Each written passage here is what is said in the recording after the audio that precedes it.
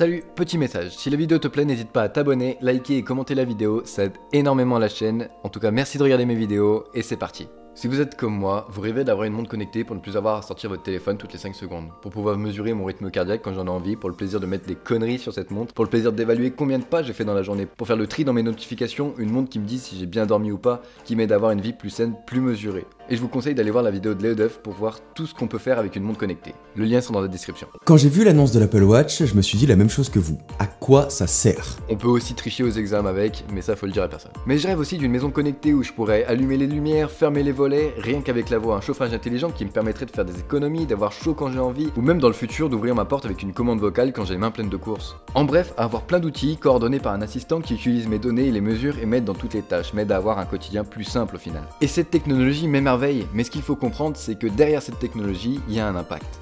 Et tout le monde sait qu'à chaque fois qu'on utilise notre smartphone, qu'on fait des recherches sur internet, qu'on utilise Netflix, les réseaux sociaux et tous les objets connectés, nos données sont récupérées. Et ceux qui ne le savent pas, je vous souhaite la bienvenue au 21e siècle.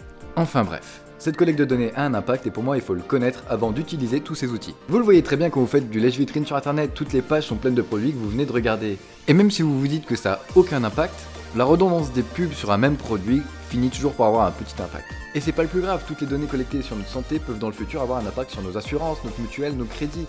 Une personne dont les analyses sont moyennes devra payer son crédit plus cher. Ce sont déjà des systèmes mis en place en Allemagne ou en Asie qui analysent toutes vos données pour savoir si vous présentez un risque ou pas et qui accordent des crédits ou non. Et ce qu'il faut bien se dire, c'est que les algorithmes ne sont pas infaillibles. Vous pouvez vous retrouver sur la liste des personnes qui ne méritent pas de crédit alors que vous en méritez un parce que l'algorithme aura fait une erreur quelque part. La collecte de ces données peut aussi influencer le monde et des grands pays. Si on prend l'exemple de Cambridge Analytica où Facebook a permis aux équipes de communication de Donald Trump de faire une collecte de données massive sur des personnes pour mieux cibler leur propagande et tout ça à cause d'une faille de sécurité de Facebook. Et c'est prouvé que ça a donné un avantage à Trump aux élections. Et il faut penser qu'ils ont récupéré que les données de Facebook. Et ce qui fait le plus peur dans la collecte de données, c'est ce qui arrive en Chine. Imaginez une collecte de données intrusive dans tous vos faits et gestes, et tous vos actes sont notés afin d'obtenir un score social. Et en fonction de ce score social, vous pourrez acheter ou non des billets de train, d'avion, avoir un prêt ou inscrire vos enfants dans certaines écoles.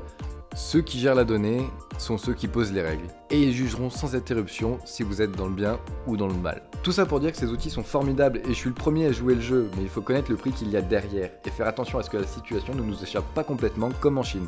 Enfin bref, la vidéo est terminée, j'espère que vous avez passé de bonnes fêtes, je vous souhaite un joyeux nouvel an, prenez soin de vous, à la prochaine, ciao.